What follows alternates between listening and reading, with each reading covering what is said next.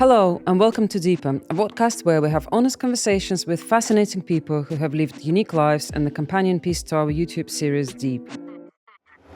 We want to give you a deeper window into the experiences and worlds of our amazing guests. So if you enjoyed today's interview, please consider subscribing. There will be a new video every week. My name is Marianne and I'm joined today by Victoria. Victoria, it's really nice to have you here. Can we please start with you introducing yourself and just telling us why you're here? Thank you. Yeah, so my name is Victoria. I'm a crime scene trauma and biohazard cleaner. Let's start from the beginning. Can you please tell me how and when did you get into cleaning business in general? And then we'll kind of move on to how it progressed. Yeah, no problem. So my cleaning business is actually 6.5 years old now. I started it just when my oldest daughter started school. I've always loved cleaning. It felt like a natural industry for me to get into. However, I think like a lot of businesses, when we had the pandemic, we were shut down overnight. We weren't allowed into people's homes. So the domestic cleaning industry was massively affected. And that made me realise that I probably needed to do something a little bit more specialist going forward. So 2 years ago, I trained to be a crime scene cleaner. Can you explain a little bit about what is crime scene cleaning, what is trauma cleaning, what is biohazard cleaning, what are the differences between those, and why is it actually, why do you need to have specialists doing that? Yeah, absolutely. So a crime scene is obviously where a crime has been committed. Usually it involves blood spillage. A trauma can be a very similar type of clean, but it's not always a crime that's been committed. It could be somebody's had an accident, hit their head or had an illness at home, or it could be a road traffic collision, something like that. And then a biohazard is any kind of cleanup where bodily fluids are involved, and that's not necessarily a blood or a trauma. It could be faeces, vomit, urine, body decomposition fluid, any kind of fluid that could be a biohazard. Why is it important for a professional to go in and do all of those things? Maybe there are things which people don't realise that are dangerous about it. So what is the deal with that? Yeah, so any kind of bodily fluid could potentially contain bloodborne pathogens or viruses, diseases, and depending on the circumstances, they can live for days or even weeks after.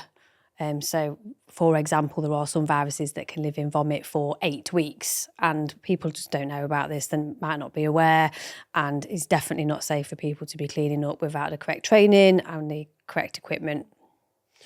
I remember when we chatted with you before, you were also saying that there is, I guess, a psychological aspect in that. You might think, there's obviously like a health hazard, but that you might even think that, I can probably clean it up. But if it's someone you know, or is it if it gets sensitive? Yeah. Yeah, so quite often we hear stories where people have had to clean up after their own family member has either passed away unattended, maybe not found immediately, and their body started to decompose, or family members had a trauma or died in traumatic circumstances. And the families are left to deal with this and clean it up on their own because they don't realise that there is a service available. And from a psychological point of view, it is extremely traumatic and it can have long-term effects. So I've heard first-hand people that actually have PTSD years later from doing that kind of clean-up, and they just really shouldn't have been doing that.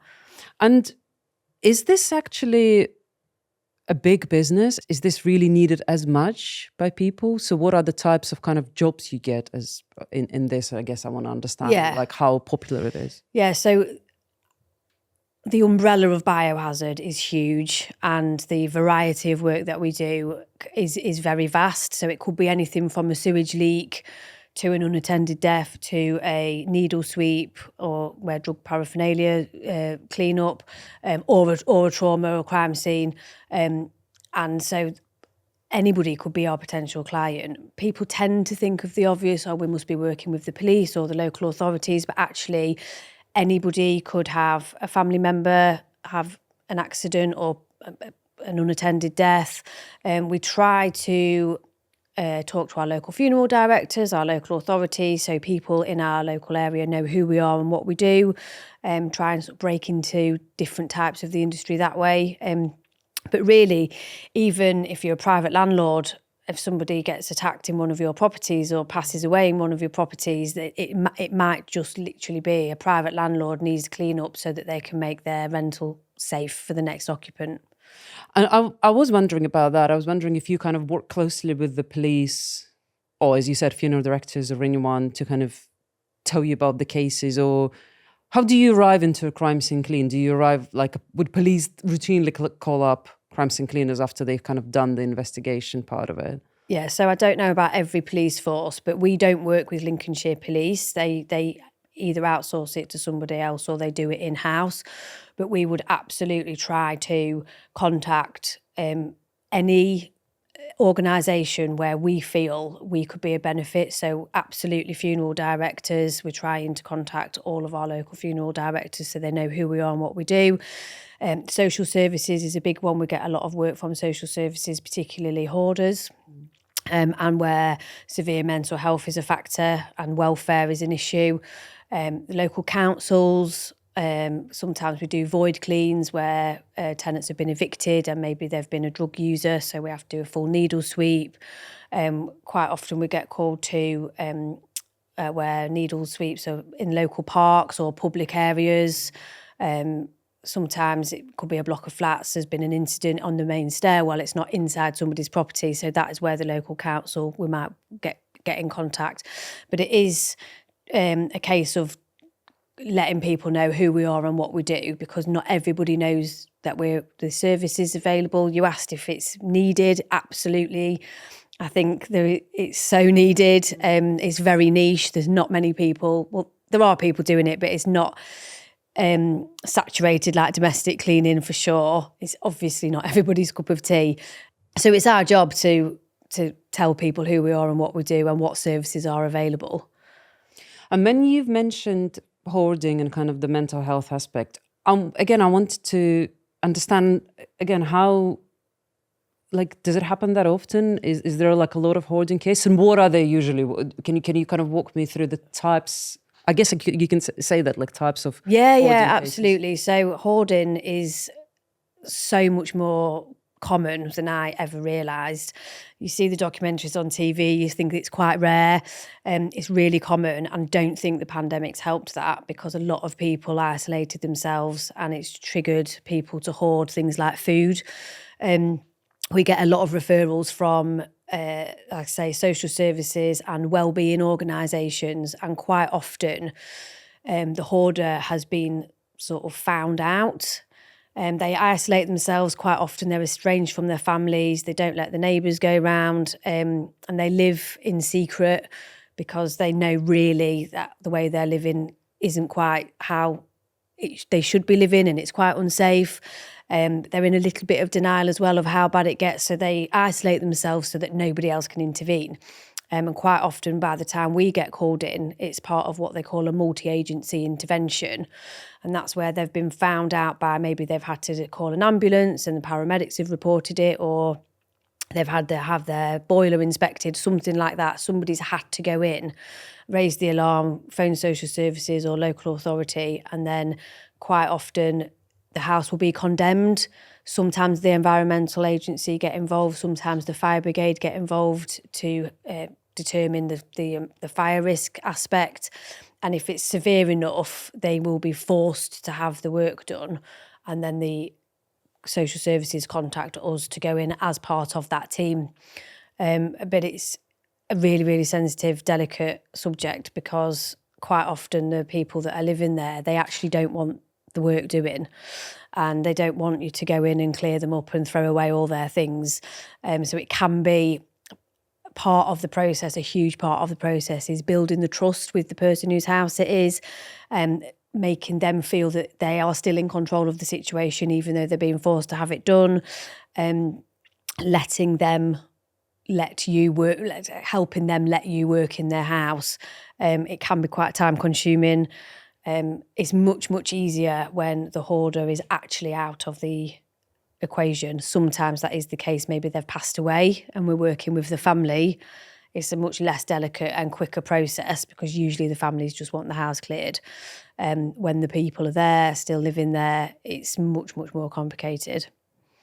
Yeah, I can imagine. I never actually thought about the fact that he could do it with someone in the house. Yeah. Yeah, because that could be quite... Because they probably think that it's fine, or maybe even if they don't, if they realize it's not fine, that's the way they used to do it. Yeah, so it's very complex and every case is completely different. But just from experience, although they do know really that they shouldn't be living like that, which is why they do isolate themselves, they are in a little bit of denial of the severity. So they don't quite realise how unsafe it is, where we walk in and see huge hazards all over the place, clutter, fire risks, maybe rodent infestations, extreme levels of dirt. To them, that is their normal, and it's become their life, and they've probably spent decades creating that environment for themselves to live.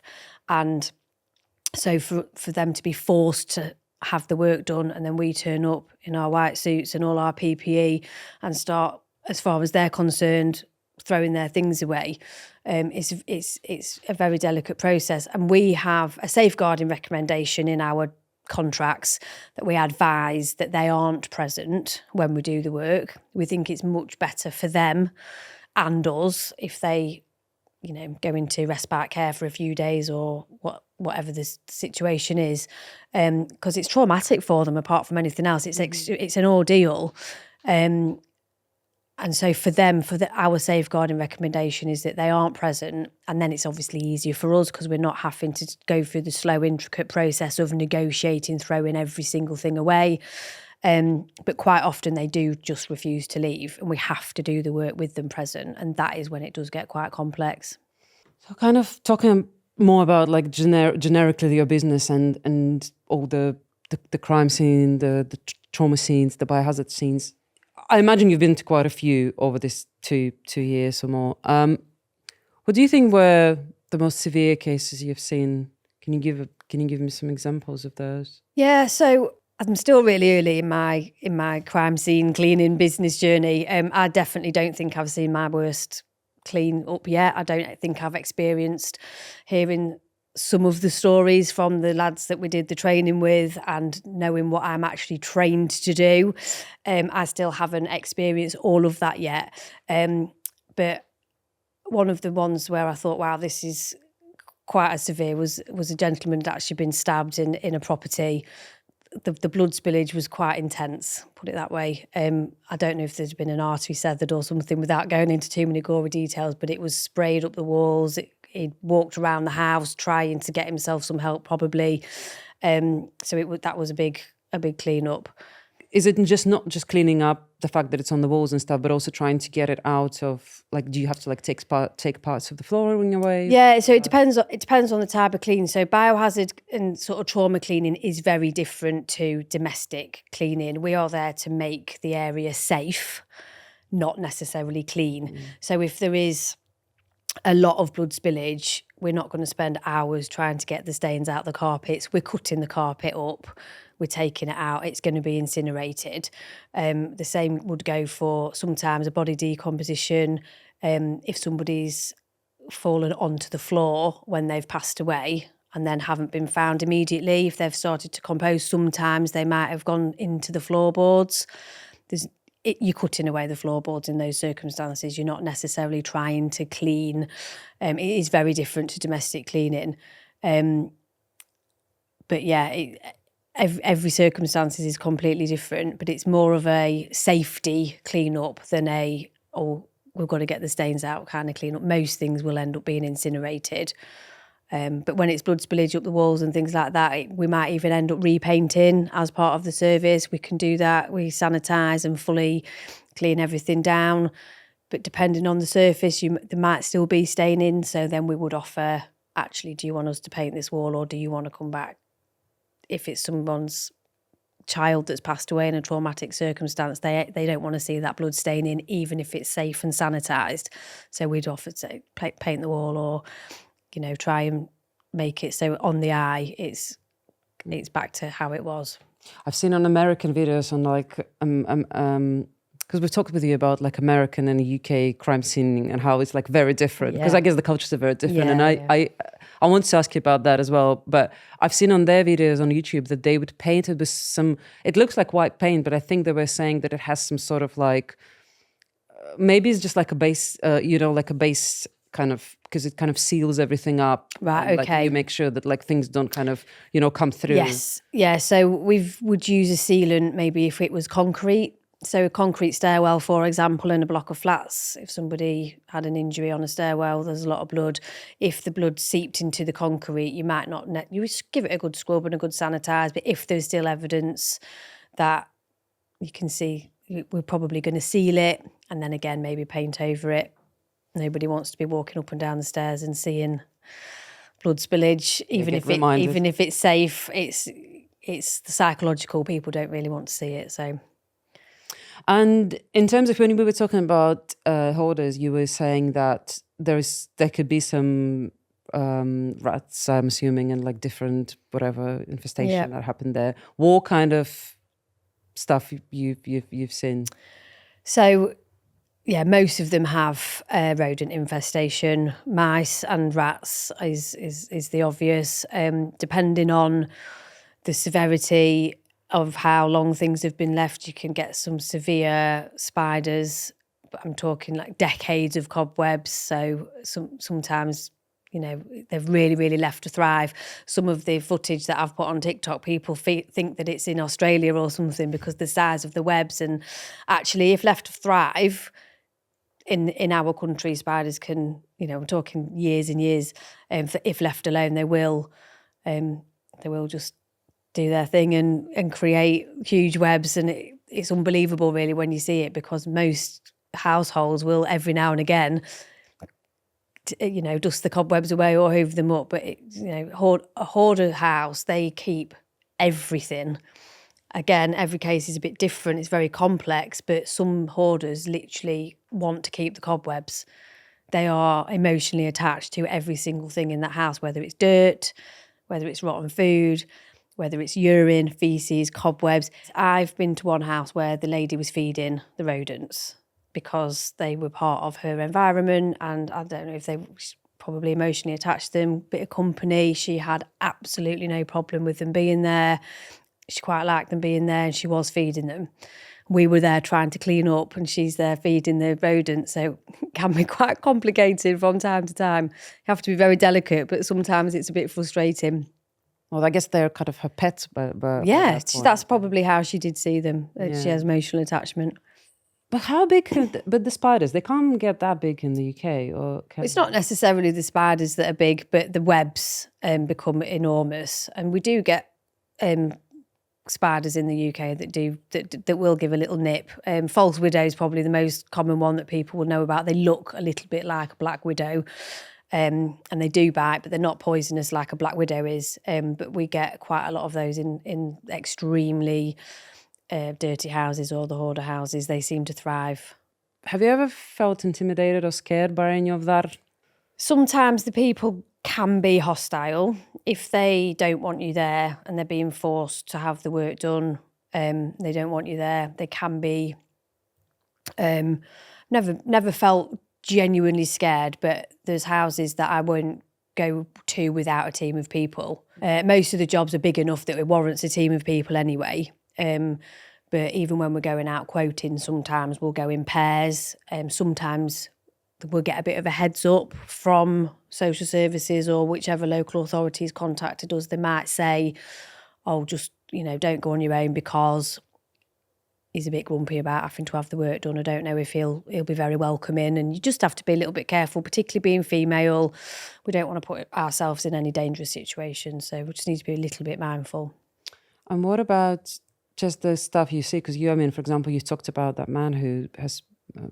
I don't know what happened to him. Yeah, he has taken his life, or maybe been killed, like blood everywhere. Yeah. We're talking about all of those things. How do you deal with emotional, I guess? Yeah, so I think it definitely takes a certain type of person to do the job. It's definitely not for everybody. Sometimes you do have to zone out a little bit and just sort of not think too deep about what it is you're actually cleaning up, because some of the scenarios are upsetting. And I think if you think too much into it, it wouldn't be a very long time on the job before it would take a mental load on yourself. But yeah, from a fear point of view, I haven't been really scared on a job.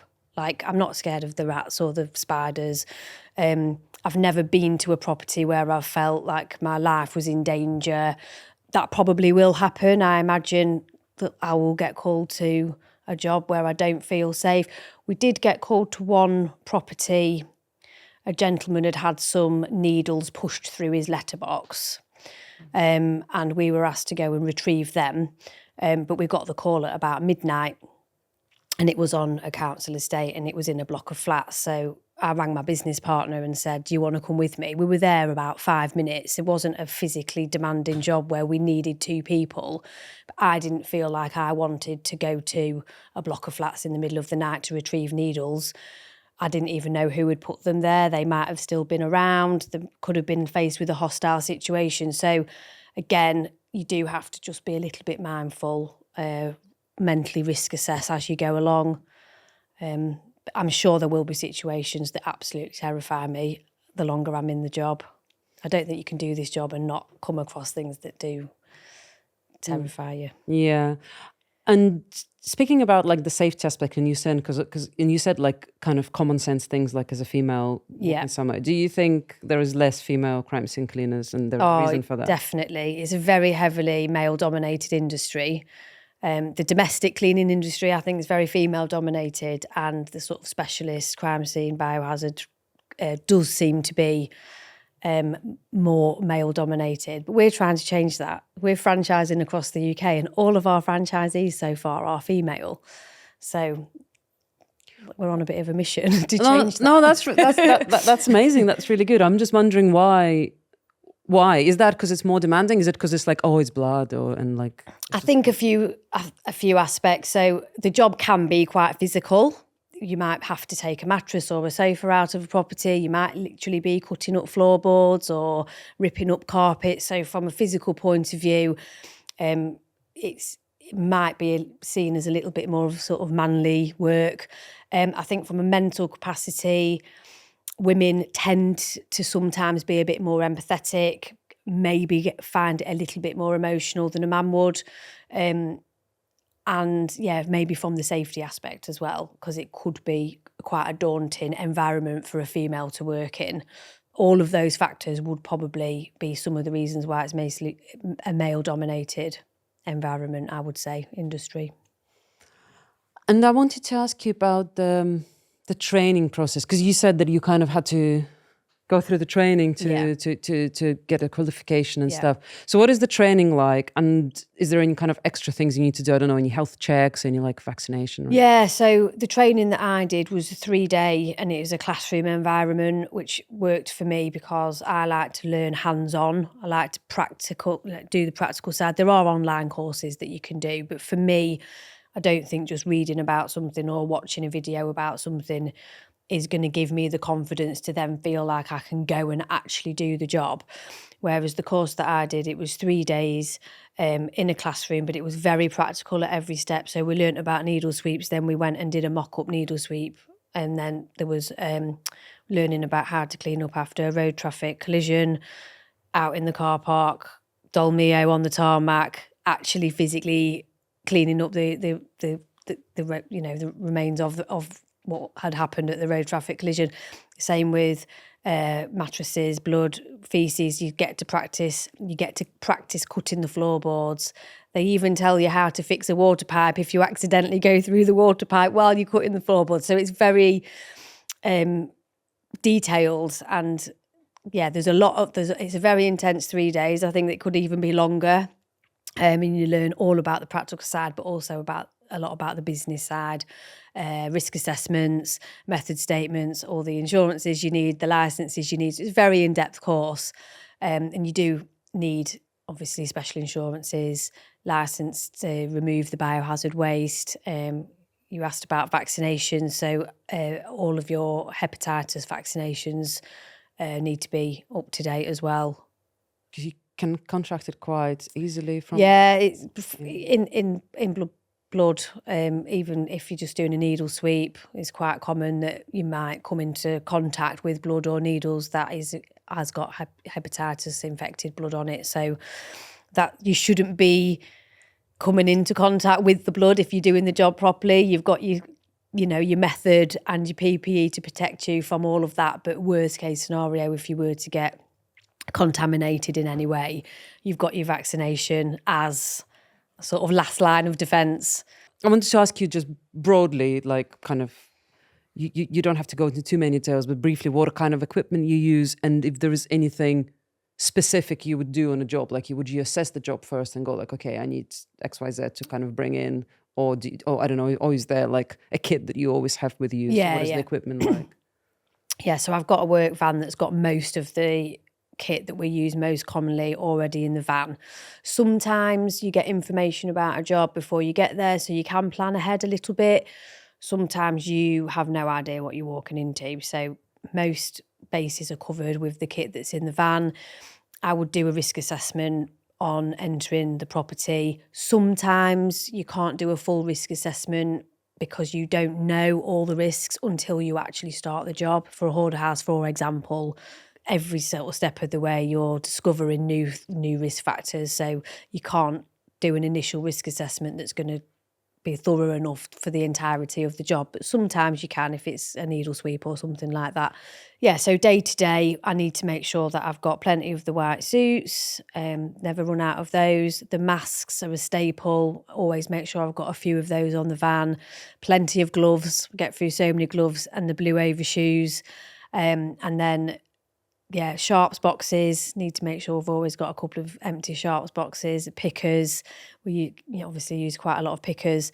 The chemical, the main chemical that we use, obviously don't want to run out of that. And then there are other chemicals that I don't necessarily need to use every day, so I'd have them in not necessarily in the van, but if I know that I'm going to a certain clean that might need something else, I can take it along. But yeah, every job's completely different, so blue roll, we use a lot of blue roll. We use that for a lot of the clean-up, so it can be disposed of. And the bags, the waste removal bags, the yellow and orange bags, and the tape to cordon off any areas that might be public. You don't want to end up, somewhere where somebody can walk into your cleaning zone because they've strolled past. So we have a lot of tape and cordons on the van, ready to go at all times. And in terms of quotes and kind of costing up jobs, like, again, you don't have to tell me the exact number if you're not comfortable with, but I want to kind of get an idea of how much would you charge for your work, and how do you kind of cost it up? How do you look at that? Can it take a long time? Can a job last longer? Yeah, so again, we don't really have a sort of price guide as such. We roughly have, a little bit of a guide that they give you on the training, but every job is priced up based on the circumstances, how long it's going to take. The waste removal is often a big factor because it's actually quite expensive for me to dispose of biohazard waste. So if there's going to be a lot of waste removal, that's going to massively impact the price. And it depends on the severity and the nature of the job as well. You can imagine some environments are much more difficult to deal with and much more unpleasant to deal with than others. But just for context, if you are going into a, say, body decomposition clean, or where there's been a big trauma and there's a lot of blood spillage, you're charging hundreds of pounds to even walk through the front door. And then your hourly rate might be £150 an hour after that. So however long it takes, the price would go up. Something like a hoarder house can run into multiple thousands because you might have a team of people in somebody's house for days or even weeks. We've done hoarder houses where we've had 6 or 7 skips. So even again, the waste removal, it really does like clock up the price. But it's much more costly than domestic cleaning for the obvious reason. I mean, the chemicals and the PPE, the labour, and just the nature of it, it warrants a higher price tag. 6 or 7 skips. Yeah. Oh my God. Yeah. How do you? But you literally you would walk in and there would be like a small... Yeah, sometimes a corridor to walk through, and it's it could be floor to ceiling stuff either side of you. Sometimes there isn't even a corridor. I've done many jobs where I've had to climb my way in. You can't even get through the front door. You're climbing your way in, and then some of the rooms are boarded up, like with stuff at the doorway. So you have no idea what's even in the room because you have to dig your way into the room. And it's fascinating what people hoard, because some hoarders don't hoard things like belongings. They are literally just hoarding rubbish. So it could be floor to ceiling rubbish, takeaway boxes, cans, bottles, newspapers, junk mail, rotten food. It could be that they're actually quite clean and tidy. They've just got a lot of stuff, but it's to the extreme. It's not like a collector would have a hobby of, oh, I've got lots of teapots. It's, again, floor to ceiling. I can't get in this room because there is so much X, Y, Z. But sometimes they are brand new things in their packaging, and they've got Amazon delivery coming to the door every day, just delivering more and more and more things. And we have done a lot of hoarders clearances where there's been hundreds of unopened packages, and the paperwork, a lot of the things people hoard is paperwork. So it's decades and decades of bank statements, junk mail, Christmas cards, newspaper, magazines. But sometimes there's important paperwork in amongst what seems to be the junk paperwork, or money.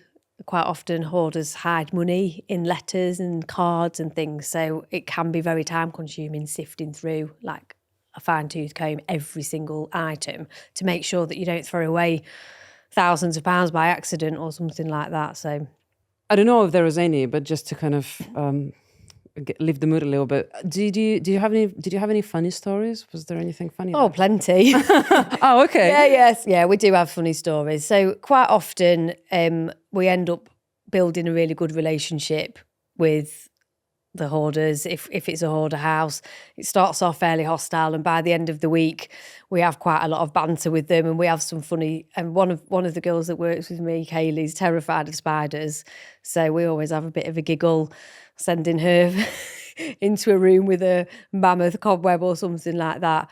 Sometimes you find things that other people wouldn't necessarily find funny, we find funny.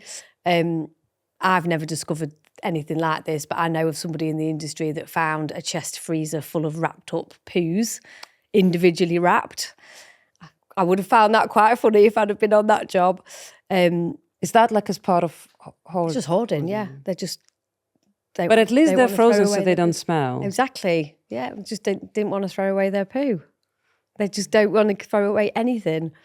But yeah, we do have a bit of a laugh. Sometimes you have to lift your mood. We've had 5 alarms go off where we've been in on a job and we've ended up in the middle of the street in our white suits and up to our eyeballs in you know what, and then you're out just on the street because the 5 alarm's gone off. So there's all sorts of interesting things that's happened.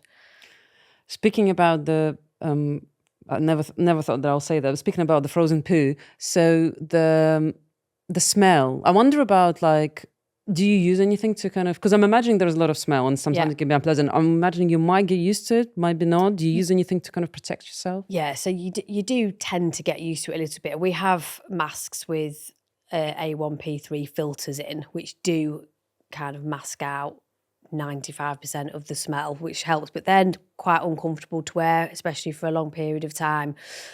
Sometimes I put a little bit of essential oil or something a bit mentally inside my mask as well, so that I get that smell. But you've got to be careful. I did that once with Vicks, and my eyes were streaming. I think it was a bit too close to the nose. But a little bit of lavender essential oil or something like that inside the mask. But you do kind of get used to it. And again, if it's a hoarder house and you're there for days, you walk in on day one and the smell really hits you. By the time you've been there a few days, you're walking in and actually you kind of, I don't know if you get used to it or you just don't smell it anymore. Can you be sick in your mask or something like that? Has anyone? I've never been sick in my mask. I'm not very squeamish though. Yeah. I think if you're the type of person that might be sick in your mask, maybe this industry is not for you. I do think you have to have a strong stomach. was also wondering when you were saying about the hoarders' houses and like the severity of the stuff and how much stuff you find there. Can actually the house collapse? Like, can it be like dangerous? I mean, I suppose if the house is not maintained, certainly upstairs would be able to, the upstairs ceiling. I don't know about the whole house collapsing, but you do hear of people being sort of buried under things. I mean, some of them when they've literally got a little corridor, and quite often they're elderly people and their mobility is not great anyway. If they're shuffling along or climbing over things, I think it's probably very, very common that things fall down on top of them. That is where a fire hazard or fire brigade would intervene. So it's not just about, is this house going to set on fire or collapse? It's about the exit routes, the chance that they could literally be buried. And if they're living alone and they get buried under 3 tons of newspaper, they're not going to get out of that. It's just a case of eventually somebody finding them, and yeah, it's not a good situation to be in. I was also wondering with the crime scenes, do you ever feel scared or kind of, do you ever think about like, oh, what if the criminal returns? I don't know if the criminals they'll return to crime scenes, but do you know what I mean? Like, yeah. It feels like there was something happened there. There has been. I think because we always go at least in pairs, I wouldn't go to anywhere on my own like that. I just wouldn't. I'd rather not take a job than put myself in that kind of environment. But because we always go in pairs, again, you almost have to have a little bit of, it's not funny, but you have to have a little bit of banter and you have to lighten the mood, because if you think too much about what's just happened in this property or what could be happening around, it would be too daunting. We go in pairs, we have a bit of banter, we try to make light of a bad situation just to get through the job. Do you think anyone could do this job, or do you think you need to be quite a specific type of person? Yeah, I definitely think you need to be a specific type of person. It's not for everybody. I think you do need to have quite a strong stomach just from the practicalities of what you're dealing with. Emotionally, I think if you get too emotionally involved or think too deep into what you're dealing with, you wouldn't get through more than a few jobs before it would take a massive toll on your own mental health. I think if it's something that you're interested in and you're not squeamish and you've got a good team with you, then it's great. But yeah, I definitely think it's quite niche for a reason. I don't think it's everybody's cup of tea. What do you love about your job? What is the best part of it? I think for me, it's that it's something different all the time. I could not imagine anything worse than having the same job day in, day out, dealing with the same people, doing the same thing. It would, for me, I don't like that kind of routine. I like the excitement of not knowing what job I'm going to next. The phone might ring and I'm like, oh, what's it going to be today? Sometimes it's not an exciting job and it's not glamorous. Sometimes it's a sewage leak or something really mundane. But sometimes they are really interesting. And I like the variety. And I also like the fact that I really do genuinely have a massive sense of job satisfaction, because a lot of the jobs that we do are literally changing people's lives. I know that sounds really dramatic, and there's loads of careers where people are changing people's lives all the time. But if you go and help a hoarder, or you save a family from having to clean up after a traumatic incident that they may have to deal with, if you don't, you're having a massive impact. And I quite like that as well. I feel like I'm actually making a difference. Yeah. What do you think is the worst part of the job? The literal cleaning up. Like it is what it is. Like, you are cleaning up poo, cleaning up vomit, cleaning up blood. I say I'm sure I haven't done my worst ever clean yet. But there's no getting away from, you are doing what you are doing. And however you sugarcoat it and glamorise it, the actual physical cleaning of it is not pleasant. It just isn't. And I wanted to ask you, because I've discovered you on TikTok, and and you put a lot of clips there, and they're brilliant. And I'm just wondering, why did you start doing this? I'm imagining the demand is quite huge, like people really like it. Why do you think that it's so satisfying to watch? So initially, when I started my TikTok, I wasn't posting any footage of inside hoard houses or the cleans, and I still don't post crime scenes or trauma or body decompositions. I just don't think it's appropriate for the internet, and there will be some cleans that I will never post.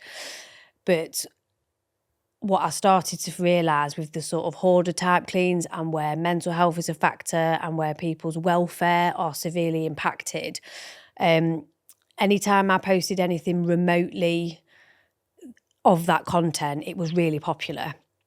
And when I hit 10,000 followers on TikTok, I went on the Creator Fund, and I had a couple of videos go viral, and I thought, actually, I can really do good with my TikTok money, and help people that really need it. So I use my TikTok Creator Fund to do free cleans with permission to film the cleaning process and post the before and afters, and they're always really popular.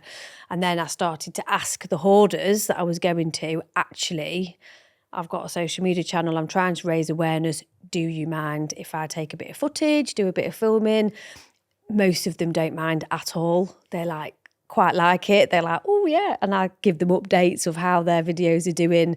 And people love it. And I think it's a very interesting subject. I mean, fascinating how people live. I think most people are naturally just nosy, and having a look at somebody's living conditions that is perceived by most people as to be shocking is always going to get traction. But also from a sort of mental health point of view, I'm hitting a lot of people that are coming to me and saying, thank you for that post. My mental health's been really bad. I've got severe depression. My house doesn't look dissimilar to the video you posted today, and it's made me feel like I'm not on my own. Thank you for raising awareness. And so I'm really developing a community of people that are benefiting from just seeing the content. It's maybe motivating them to do a little bit of cleaning today where they might not otherwise, making them feel like, I say, they're not on their own, they're not the only one. And then if a video does well and it earns me a few pence or a few quid for the pot for the next free clean, as far as I'm concerned, that can only be a good thing. So yeah. That sounds amazing. Because when you mentioned the price, obviously, even if a hoarder recognizes the need for the house to be cleaned, and they just I imagine a lot of people can't afford it. Yeah. So it's amazing that you can actually do the fundraiser and then clean houses for free. Do you try to be like a certain percentage of your cleans to be charity clean? I don't know. I try to do at least one a month. It depends on how well the TikTok views go. We did self-fund the first couple just to post those videos to see how they did. Now every penny we make from TikTok goes towards free clean. So if I have a really good spell and the algorithm works in my favour and I get a few viral videos, then the pot's obviously got more money in it and I might be able to increase. But I try to do at least one a month. The goal is to do as many free cleans as possible. Like, the more people I can help, the better, because people need it. As you say, it can run into thousands of pounds. It can be costly, and not everybody's got. Sometimes funding's available as well, depending on the circumstances, but often it isn't, and not everybody's got thousands of pounds to spend on that, even if they really, really need to have it done.